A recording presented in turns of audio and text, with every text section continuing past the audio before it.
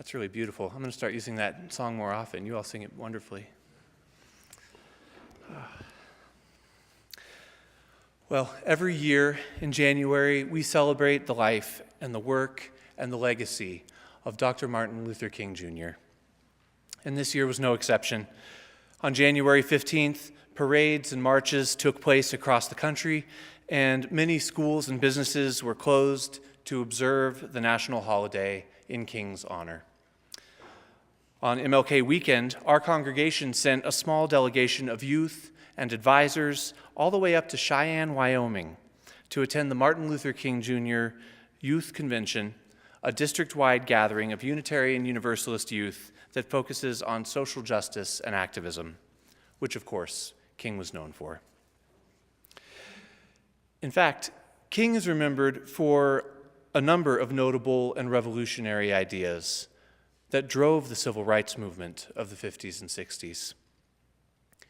Drawing inspiration from many sources, many of the ideas that King is best known for were adapted from other thinkers, but popularized by King. And here are a few examples. Inspired by Jesus' call to love your enemies, King wrote a famous sermon called Loving Your Enemies, in which he argues for love over hate, believing that only love is powerful enough to redeem and transform one's enemies. Inspired by Gandhi, King developed his own philosophy of nonviolence, the 6 steps for nonviolent social change, which he used to great effect. Now, last week, if you were here in service with us, Kathy McGill, our guest, reminded us that the first of these 6 steps for nonviolent social change is the ability to fully understand one another, to listen deeply. Now, certainly, we're still called to do this in our interactions with one another today. But perhaps one of King's most popular ideas was his articulation of the beloved community. I think this is especially true for Unitarian Universalists who are quite fond of the phrase and tend to use it rather liberally. The appeal and the popularity of beloved community might be due to how full and encompassing it is. Inspired by the writings of Josiah Royce at the beginning of the 20th century, King took beloved community, which was originally Royce's idea and phrase, and he turned it into a complete, all-encompassing vision. According to the King Center, a nonprofit organization started in 1968 by Coretta Scott King to promote and continue the work of Martin Luther King Jr., King's vision of beloved community was a challenge to overcome what he called the triple evils of poverty, racism, and militarism. He saw these 3 things as the greatest obstacle to us realizing our collective human potential. King's friend and colleague and fellow civil rights activist, Dr. Vincent Harding, said this of King in an interview. What he was seeking for was not simply equality or rights, but what he was seeking for was the creation of the beloved community. He saw everything that crushed against our best human development and our best communal development, like segregation, like white supremacy. When he moved to break down those laws, those practices, he was not doing it simply as an act of civil action, but a deep spiritual responsibility, seeing our best possibilities. King's vision of beloved community isn't some idyllic place waiting for us in the afterlife. It's a global vision, and one that he believed is achievable in this life and here in this world through the practice of the 6 steps of nonviolent social change. The 6 steps are a process that begins with listening and truly understanding each other, and if followed through, the process results in reconciliation. And every act of reconciliation, according to King, brings us closer to the beloved community. King believed that a universal love for all people is the guiding force of beloved community. And for this kind of love, he used the Greek term agape.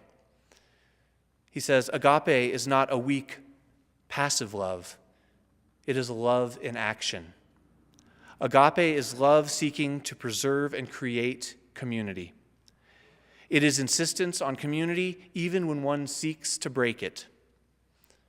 Agape is a willingness to go to any length to restore community.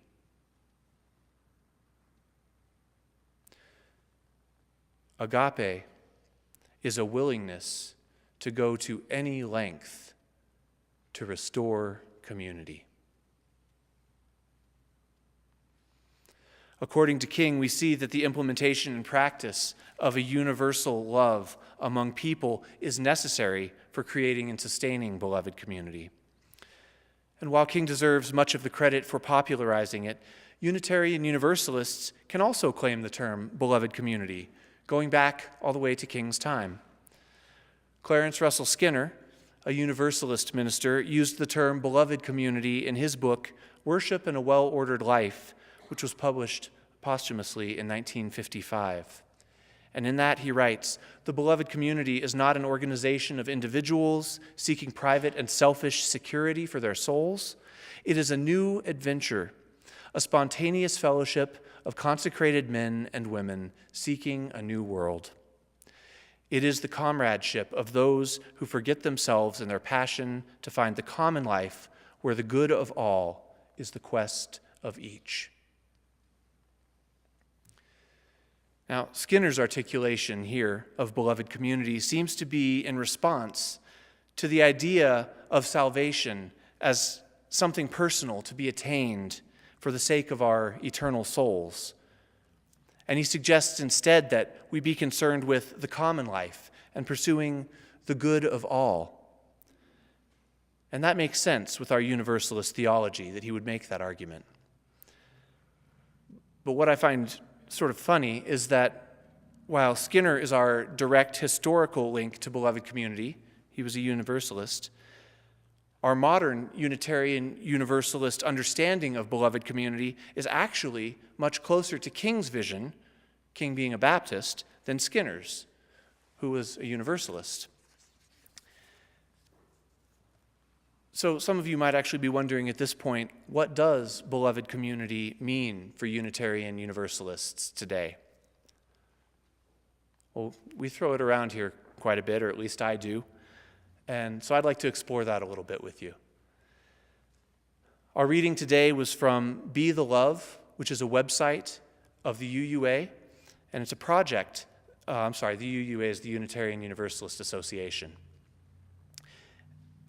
And this project was designed to offer an understanding of what beloved community is, and also to offer some resources and some suggestions for how to build the beloved community in our Unitarian Universalist congregations.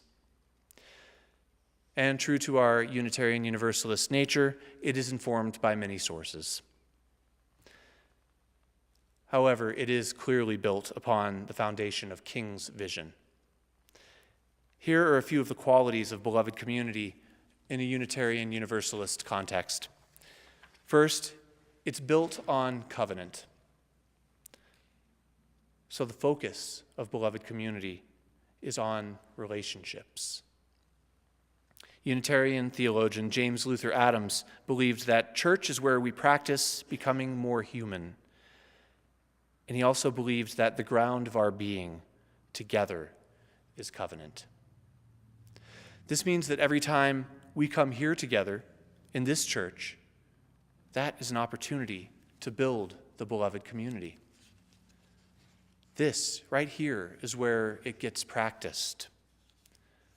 This is where beloved community begins.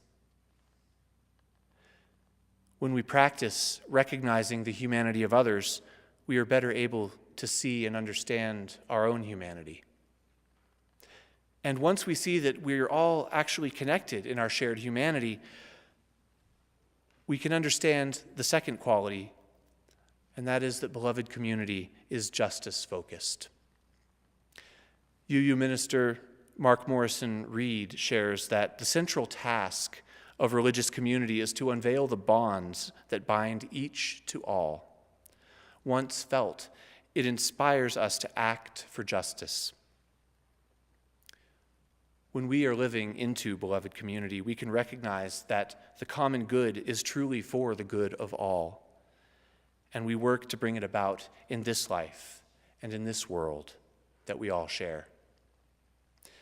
And this brings us to the third quality, the active agent in the creation of beloved community, and that is love.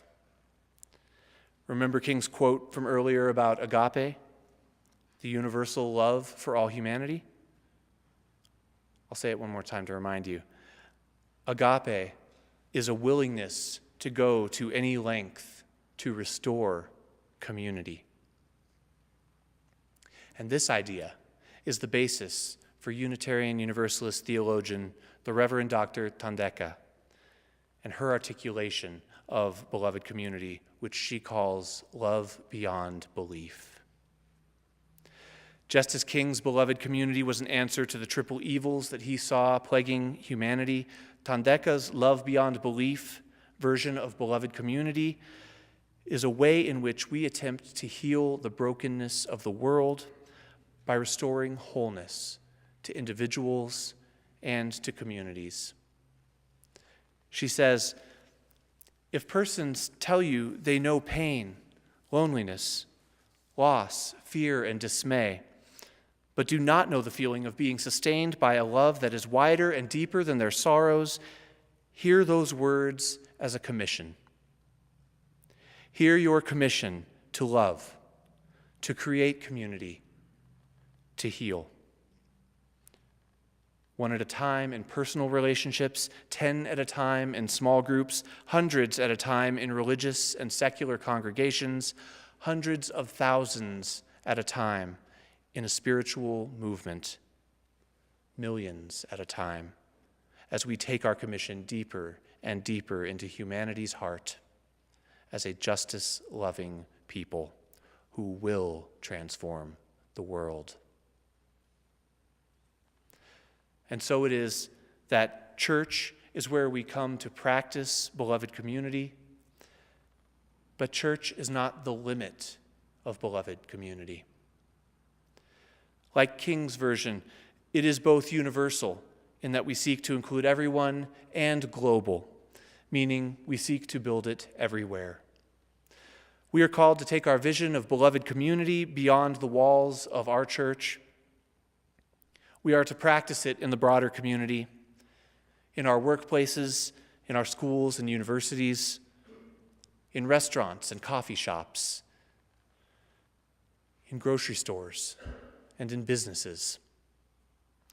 We are called to practice beloved community in all of our relationships, as far as our individual influence will reach. When we love beyond belief, the beloved community knows no bounds. So now that we have a better understanding of the beloved community, of what it is, I now pose this question to you. How? How do we build the beloved community? And more specifically, what can you do to build the beloved community? Well, luckily, the Be the Love website that our reading from earlier came from has some ideas on how to do that. So if you don't remember everything I'm about to say, you can find this list of items later online. But Be the Love suggests that to build the beloved community, we participate with each other through experiences of loss, longing, pain, joy, and wonder. This means faithfully accompanying each other through all that life brings us. To build the beloved community, we share the truth about our lives and know that our truth is heard and understood. This means showing up and bringing our authentic selves with us when we do. To build the beloved community, we receive each person as a gift from Spirit and make a place for them. This is our first principle, the inherent worth and dignity of every person in action, affirming and promoting, receiving and making a place. To build the beloved community, we give expression to our feelings and gratefully receive others' expressions of theirs. This means getting out of our heads and recognizing and listening to the wisdom of our hearts and our bodies. To build the beloved community, we assume wholeness, even in the midst of our brokenness. And this means letting go of the need to be perfect and accepting ourselves and others as the beautifully flawed humans that we are and are meant to be. To build the beloved community, we carefully work through knots of confusion and disagreement in order to learn what we can never know alone. And this means that we get to know ourselves through our interactions with each other. Growth and transformation are the result of participation in the beloved community. To build the beloved community, we make covenant together and live that covenant faithfully and joyfully. We experience beloved community whenever and wherever individuals, groups, and institutions choose connection. When they choose individuality, creativity, and mindfulness over separation, individualism, destruction, and denial. Beloved community rests in the awareness that all evidence to the contrary, we belong to one another. May it be so.